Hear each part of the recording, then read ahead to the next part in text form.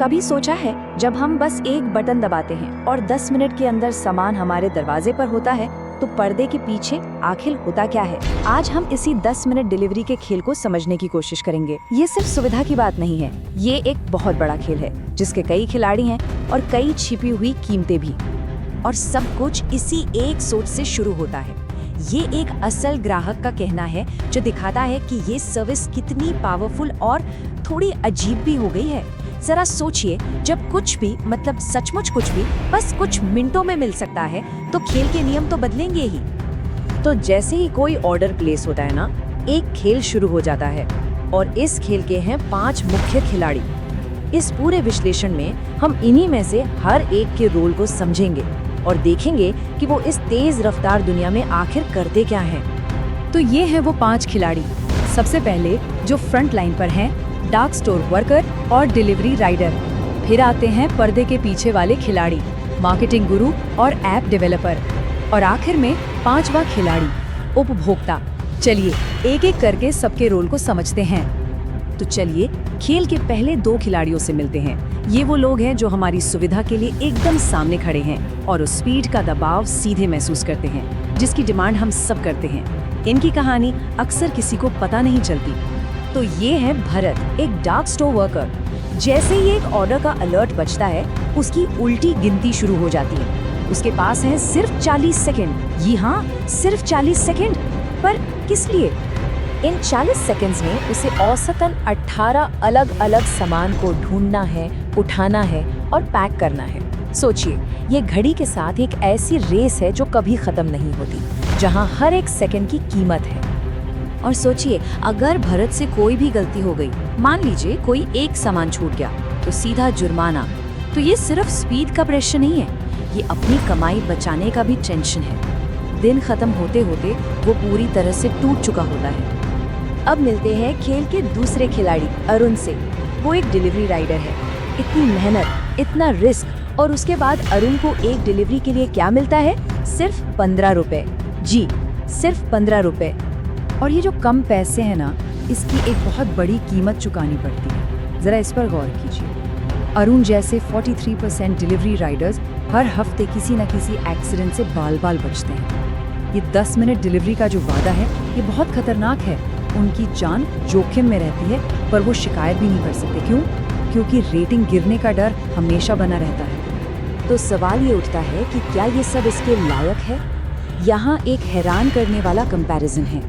दिल्ली में एक top performing gig worker को एक मिनिमम वेज यानी न्यूनतम मजदूरी जितना कमाने के लिए रोज 14 से 16 घंटे काम करना पड़ता है, और सारे खर्चे निकालने के बाद उनकी कमाई लगभग उतनी ही होती है जितनी 8 घंटे काम करने वाले एक मजदूर की। चलिए अब बात करते हैं पर्दे के पीछे के खिलाड़ियों की, यानी मार्केटिंग गुरु और ऐप डेवलपर्स की। ये वो लोग हैं जो इस पूरे सिस्टम को इस तरह से डिजाइन करते हैं कि हमारे खरीदने का तरीका बदल जाता है और हमें इसका पता तक नहीं चलता। कभी सोचा है कि चीजों की कीमत 99 पर ही क्यों खत्म होती है? जैसे 1999, 499। इसे कहते हैं लेफ्ट डिजिट इफेक्ट।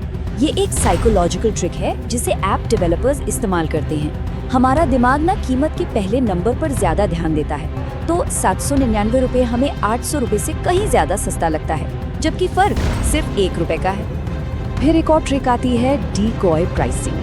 ये भी एक बहुत चालाकी भरी स्ट्रैटेजी है। इसमें क्या होता है कि एक तीसरा ऑप्शन दिखाया जाता है जो जानबूझकर एक बुरी डील होती है, ताकि जो महंगा वाला ऑप्शन है वो हमें एक बहुत ही अच्छी डील लगने लगे। चलिए इसको एक फ्राइज के उदाहरण से समझते हैं। मान लीजिए रेगुलर फ्राइज हैं 70 रुपए के, और लार्ज फ्राइज जो साइज में डबल हैं वो है 90 रुपए के। अब सिर्फ 20 रुपए ज्यादा देकर डबल क्वांटिटी मिल रही है। अचानक से लार्ज फ्राइज एक शानदार डील लगने लगती है, और बस यही तो वो चाहते हैं। ये जानबूझकर किया जाता है ताकि हम ज्यादा खर्च करें, और अक्सर हम इस जाल में फंस भी जाते हैं। अच्छा, और उन बड़े बड़े डिस्काउंट्स का क्या? 50% ऑफ अप टू 80 रुपीज। ये एक ऐप ओनर ने खुद माना है कि ये 50% की छूट है ही नहीं, ये असल में सिर्फ 80 रुपीज की छूट है। वो कहते हैं कि मैं इसे बदलना चाहता हूँ लेकिन बदल नहीं सकता क्योंकि कंपटीशन यही कर रहा है। ये सिस्टम सिर्फ हमारी जरूरतें पूरी नहीं करता, बल्कि ये नई जरूरतें पैदा करता है। हमारे डेटा को एनालाइज करके मार्केटर्स को ये पता चल जाता है कि हम आगे क्या खरीद सकते हैं, इससे पहले कि हमें खुद पता चले। तभी तो ग्रोसरी ऐप्स पर कार रिपेयर जैसी चीज़ों का पूरा सेक्शन मिल जाता है। किसी ने मांगा नहीं था, पर डेटा ने बताया कि ये बिकेगा। और ये सब हमें लाता है इस खेल के आखिरी और सबसे अहम खिलाड़ी तक, यानी कि हम कंज्यूमर। इस सुविधा के लिए हम आखिर क्या कीमत चुका रहे हैं? और ये बात सिर्फ पैसों की नहीं है। कभी सोचा है कि 10 मिनट में ताज़ा बना हुआ खाना आखिर आता कैसे है? सच तो ये है कि ये अक्सर ताज़ा होता ही नहीं। हो सकता है कि सब्जियां महीनों पहले काटी गई हों और केमिकल्स के साथ फ्रीज की गई हों, और जब ऑर्डर आता है तो बस इन पहले से तैयार चीज़ों को गर्म करके असेंबल करके भेज दिया जाता है। एक न्यूट्रिशनिस्ट ने तो इसे बहुत साफ शब्दों में कहा, ये खाना इतना ज़्यादा प्रोसेस्ड होता है कि ये अलग अलग डिब्बों में पहले से ही मर चुका है। मतलब इसमें स्वाद के लिए बहुत सारे प्रिजर्वेटिव्स तो हो सकते हैं, लेकिन पोषण वो गायब होता है। और इस तरह का अल्ट्रा प्रोसेस्ड खाना खाने के जो लॉन्ग टर्म नतीजे हैं वो काफ़ी गंभीर हो सकते हैं। स्टडीज़ बताती हैं कि इससे कैंसर का खतरा 12% तक बढ़ जाता है, दिल कमज़ोर हो सकता है और मोटापा और डायबिटीज़ जैसी बीमारियों का रिस्क भी बढ़ जाता है। और ये कीमत सिर्फ हमारी सेहत तक ही सीमित नहीं है, हर एक ऑर्डर का पर्यावरण पर भी असर पड़ता है। सोचिए कितनी सारी पैकेजिंग से कचरे के पहाड़ बनते हैं, और जितनी तेज डिलीवरी उतनी ही ज्यादा गाड़ियां सड़कों पर और उतना ही ज्यादा कार्बन एमिशन। जब हम इस पूरे खेल के बारे में सोचते हैं तो इसका स्केल याद रखना बहुत जरूरी है। ये सिर्फ एक ऑर्डर की बात नहीं है, हम एक ऐसे सिस्टम की बात कर रहे हैं जो सिर्फ भारत में 4 लाख से ज्यादा डार्क स्टोर वर्कर्स और 10 लाख डिलीवरी राइडर्स की जिंदगी पर असर डालता है। तो अगली बार ऑर्डर बटन दबाने से पहले शायद एक पल के लिए रुकना बनता है।